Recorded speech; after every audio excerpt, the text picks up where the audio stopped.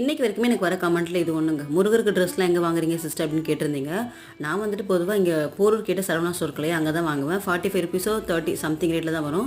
But colour கலராக இருக்காது, ஒரே கலர் 2 கலர் தான் வச்சிருப்பாங்க. இப்போ நான் பேபி பிங்க் கலரில் ஒன்று காமிச்சிருக்கலையே, எதுவுமே அங்கே தான் வாங்கினது. 2 செட் மாதிரி வரும். ஒன்று வந்துட்டு அந்த தோத்தி கட்டுற மாதிரி வரும், இன்னொரு சால்வா மாதிரி வரும். இங்கே ஏரியாவில் சாமி சிலைகளுக்கு ட்ரெஸ்லாம் கிடைக்கல அப்படின்னா நீங்கள் இந்த டிப்ஸை கண்டிப்பாக ஃபாலோ பண்ணி பாருங்கள். நமக்கு ஃபேன்சி ஸ்டோர்ஸ்லாம் இந்த மாதிரி லேஸ்லாம் கிடைக்கும். நான் 2 கலரில் வாங்கியிருக்காங்க. ஒன்று வந்துட்டு மெரூன் கலர், இன்னொன்று க்ரீன் கலரில் நல்லா கொஞ்சம் பெரிய லேஸ் இருக்கிற மாதிரி வாங்கியிருக்கேன்.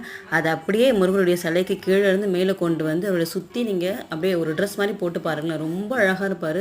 நான் உனக்கு ஃபினிஷிங் காட்டுறேன் பாருங்கள். இது ஒரு விதமாக. இன்னொன்று வந்துட்டு டபுள் கலர்லேயே நம்ம துணி சுற்றி விடலாம். அவருடைய இடுப்பில் இருக்கு இல்லையா துணி, அங்கே மட்டும் ஒரு லேஸ் எடுத்து நீங்கள் அப்படி சுற்றி விடுங்க. நான் உனக்கு காட்டுறேன் பாருங்கள்.